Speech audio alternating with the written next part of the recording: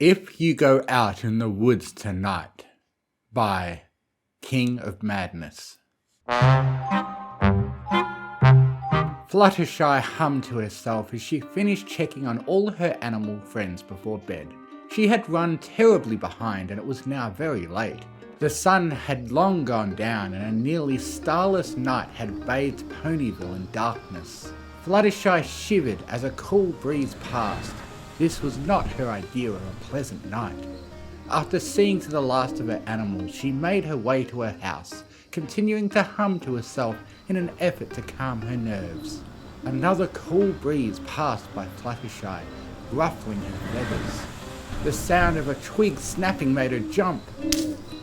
She would never say such to Luna, but Fluttershy was always weary of the night. The long, deep shadows it cast, the scarcity of nocturnal life to keep her company.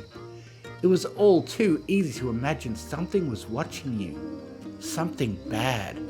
Fluttershy resisted the urge to fly top speed to her house and continued her steady walk. Be brave, Fluttershy, she thought to herself. There's nothing to be afraid of. This was most likely true, she knew, but that didn't stop the uneasy feeling in her stomach. She quietly sang the tune she had been humming, an old lullaby she loved as a kid. Ding, ding, ding, ding, ding, ding, dong.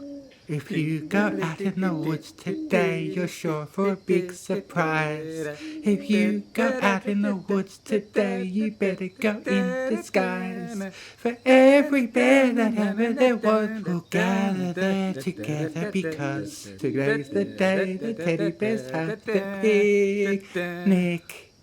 She was halted in her walk when she heard a sound. It was faint, like it was coming from far away, but it set her on edge nonetheless. She turned to the direction of the noise. There it was again. It sounded like some kind of animal and it was coming from the Everfree Forest. Fluttershy stood frozen in place, her eyes perked up and listening for any more of the noise. It was there again, more constant, so she could make out the details of the cry. It wasn't a cry she recognized from any animal she was familiar with, but she could recognize the anguish in its voice. Whatever it was hurt. Fluttershy had always feared the Everfree Forest at the best of times, let alone in the dark of the night. The thought of going into it right there and then, all alone, was enough to make her stomach drop and her heart thump against her ribcage. But compared to the thought of leaving that poor animal to suffer all night, it was nothing. With a deep breath, she ran into the forest.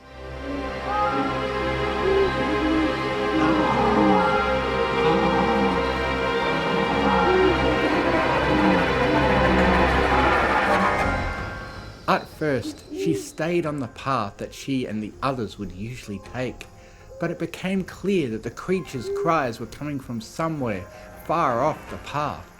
Without hesitation, she glided over the thorned bushes and galloped deeper into the forest. Shaded from the moon by the tops of trees, Fluttershy grew increasingly anxious in the growing darkness. She seemed surrounded by a maze of trees whose twisted bark resembled scowling faces and whose branches looked like clawed hands reaching out to grab her. What a dreadful thought it was to be lost in this place. Still, the creature's cries pulled her forward. She also reminded herself that once she found the poor thing, she could fly out of the forest and back home. So there was no real way of getting lost. Unless something happens to my wings, Fluttershy's worried side thought. She mentally told herself to shut up and focus on finding the creature. As she got closer, the creature's wails became more clear. It sounded strange, like some kind of mix-mash of different animals. Fluttershy slowed her trot as she got nearer.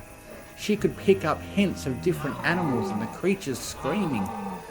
From the roars of bears to the chirping of birds, to the hissing of snakes to growls of timber wolves. It sounded unnatural, almost synthetic. She reminded herself that the Everfree was home to many strange creatures that would seem abnormal to most ponies. and in any case, it was no reason to leave the poor thing wounded. Despite her resolve, the knot in her stomach tightened. The sounds were close now. She could pick up more noises in the mix. Crying. The crying of a foal. Or was it laughter? Or was it screaming? Or none? Or all? This was wrong. She shouldn't be here. She could feel it in every ounce of her being. Something was wrong here, and she should leave. Fluttershy swallowed hard and pressed herself against the tree. The noises were right on the other side. She could still hear the pain in its voice. I can't just leave it. It could be injured, Fluttershy told herself.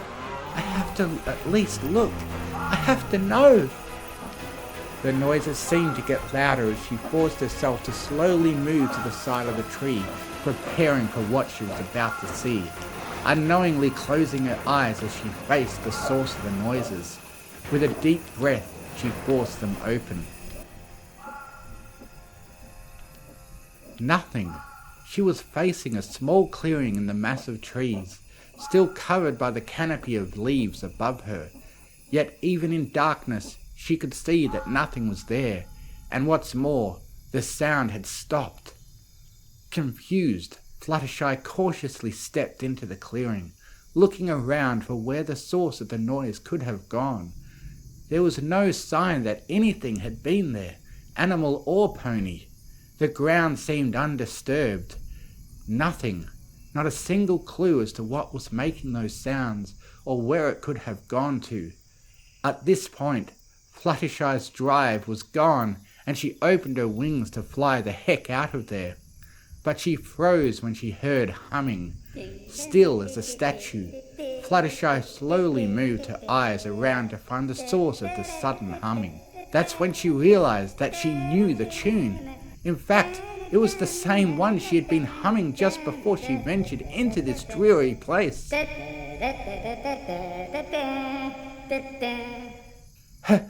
Hello? Fluttershy asked out loud. She wasn't entirely sure why she did it or if she expected an answer. That's when the humming turned to singing.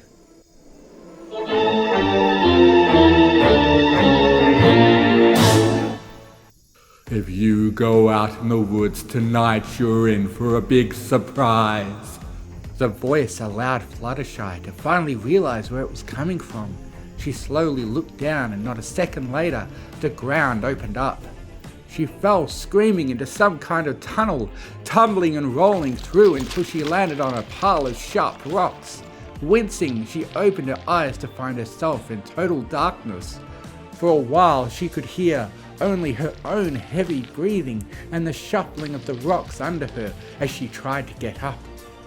Then the voice returned. Do dun dun dun dun dun dun. If you go out in the woods tonight, you better go in disguise. It isn't safe to be out late. There's monsters here that kill and rape.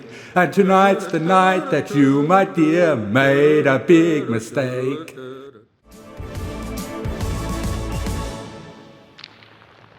Horrified by these words as they echoed in the cabin, Fluttershy stumbled in the dark, away from the voice, to her increasing terror. She heard the shuffling of the rocks from nearby, coming towards her. Remembering her wings, she flexed them. Other than some bruising, they weren't hurt from her fall. With a jump, she made to fly away, only to hit her head on the cabin's ceiling. Everything went blurry as she fell down onto the pile that seemed to completely cover the floor. She put a hoof to her head and felt the warm, sticky sensation of blood. She moved her other hoof around to get her bearings in the blackness she was stuck in. When it came to rest on a particularly oddly shaped rock, she absent-mindedly traced her hoof over it, and her eyes shot open at her discovery. There was no mistaking it. The defined shape, the sockets, the row of chipped teeth. It was a skull. With the realization came an even more horrifying one. These weren't rocks covering the floor. Adrenaline pumped through Fluttershy as she got up, and upon hearing the shuffling nearly upon her, she quickly fled. While she wasn't able to fly in such a closed area, she could still use her wings to balance her steps on the uneven ground. She had to get out of here. She knew she had to get out of here. But how? She couldn't see a thing. She was underground, and that thing was behind her. There was no way she could attempt to go back to the shaft from where she came with the monster there. So all she could do was move. Fluttershy went face first into a solid wall of rock. Blocked. Need to move. She turned, having her wing graze the wall, and ran until she felt nothing more on her wing. She turned to the opening and continued, the sound of bones shuffling behind her, driving her forward. The creature continued singing, this time in a different voice. If you go out in the woods tonight, you better not go alone. If you go out in the woods tonight, oh now you're on your own. Nowhere to run, nowhere to hide, just darkness here, you're trapped inside. Tonight's the night that you, my dear, made a big mistake. Fluttershy felt tears welling up in her eyes. She continued to stumble along, bumping into walls and turning corners, but not seeming to make any progress. She still couldn't see, and that thing was still following her. Could it see her, at the very least?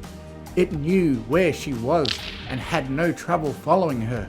Fluttershy couldn't help, but the creature was toying with her, that it could catch her at any times. Maybe it wanted her to tire herself out. Maybe it wanted to see how long it would take for her to give in. She couldn't give in. She had to keep moving. How big was this cavern? She had been stumbling through the dark for what seemed like ages. The bones never stopped crunching and shifting under her hooves. How creatures met their end down here. Was she next? Keep moving. The creature continued to sing in different voices, constantly shifting between them. So many voices. Did they belong to its victims? Clip and clop, you try to run, yet your time here has just begun. Fumble and tumble all through the night, but you will never find the light. You've lost your way from up above, away from all of those you love. You were a fool to follow my trail, a trail you followed straight to hell. A foolish pony in our trap, and now, my dear, there's no way back. We'll make you scream, we'll make you cry, we'll cut your wings so you can't fly. We'll break your legs against the wall, we'll squeeze your head to crush your skull, we'll make you swallow sticks and stones, we'll rip your flesh right off your bones.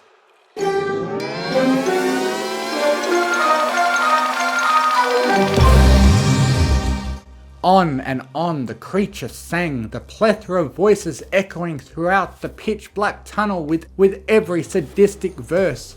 To Fluttershy, the voices seemed to come from every direction. There seemed no end to this cavern, no end to the sea of death surrounding her, no end to the darkness. She cried, "Please, please, don't hurt me," she begged, cowering against a wall. A chorus of laughter answered her. The voices were all around her. Shuffling of bones were all over the place. She had no place to go. She couldn't hide and she couldn't run, and begging did nothing. All she could do was cry and wait for the monster to take her. This was it, she thought. She would soon be just another drop in the sea of bones. Would the monster take her voice too? Would it use her voice to lure in her animals? Lure in her friends? It was that very thought that snapped her out of her haze of defeat. The thought of what the creature would do to her was one of the scariest things she could imagine, but compared to the thought of the same happening to her friends, it was nothing. She was going to escape. She was going to live and take care of her animals and help her friends, not let this horrible monster get them. She didn't know how, but she had to hold on to whatever hope she had. And if she was in fact going to die here, she would not die cowering, but fighting. With a final prayer, she quickly got back on her hooves and, facing the wall, bucked out her hind legs. They connected with something. Fluttershy could not for the life of her describe what the creature felt like. It was as if her hooves went numb on contact with it. Whatever thoughts of it were immediately drowned out by the screams and yells of hundreds, maybe even thousands of voices of animal and pony alike. And in the same instant the cavern was filled with an army of voices rising out of pain, anger, and surprise. Fluttershy fled. If the creature was playing with her before, it would surely not be now, and she needed to put distance between them. Yells and roars echoed throughout the tunnels, nearly deafening in volume. The shuffling of bones was replaced by a torrent, the sounds of brittle remains colliding against rock mixed with the monster's shouts. Fluttershy let out a squeal when some of the bones hit her, but she didn't slow down. She dared to take off from the floor on the chance the room may be more open. While it was higher than before, her back soon scraped against the ceiling. Biting her lip against the pain, she managed to land on her hooves and continued her trot. Again she collided with a wall, but with every bump she bounced off it and continued to evade the creature. She ignored every bruise and cut. She had to focus on escaping. The monster was gaining on her, bounding through its grisly horde, growling and laughing in several voices. Closer and closer it got. For all Fluttershy's hope and determination, it was fruitless.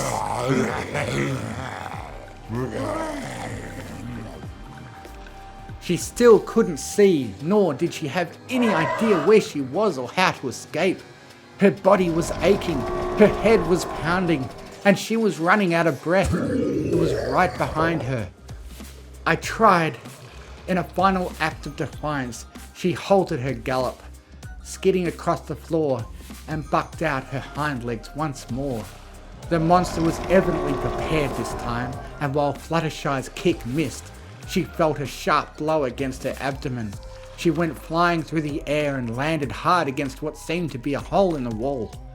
With her lower half dangling off the side, dazed from the blow, Fluttershy caught a fresher scent in the air. She felt the dirt on the ground under her and noticed the lack of bones. All of this clicked in her mind and snapped her out of her daze. It was a tunnel leading to the surface just like the one that had dropped her in. Judging from the noises made by the monster, it realized this the same time she did. She had no time to waste. Fighting against her exhausted body, she pulled herself the rest of the way into the hole and quickly started climbing. The creature hissed and roared and cursed behind her. The tunnel was curvy and awkward. It was too thin to fly through, but Fluttershy was able to use her wings to press herself into the walls of the tunnel, steadying herself in her hurried ascent. The sounds of monster did not diminish. Fluttershy could feel the vibrations of banging and rumbling through the tunnel. It was still chasing her. Continuing to climb the jaggedly made tunnel, Fluttershy caught a glimpse of light above her. It was small and slight, like the last star to fade away during the sunrise, and it was the most beautiful thing she had ever seen. She moved upward as fast as she could. She was so close. The monster knew she was getting away. The trembling of the tunnel's walls got stronger and stronger the closer Fluttershy got to the tiny, precious light. Closer, closer. She could hear the ominous yet wonderfully natural sounds of the Everfree Forest. She could smell the cool air night. She could feel something brushing against her tail and hind legs. With a final push, Fluttershy blasted out of the loose land, covering the hole. As soon as she met the free air, she extended her wings and took off, breaking through the canopy of treetops, branches and all, and into the night sky. It took her a few moments to get her bearings, but once she was able to pinpoint the direction of Ponyville, she made her way home, doing her best to ignore the screeches of the monsters she left behind.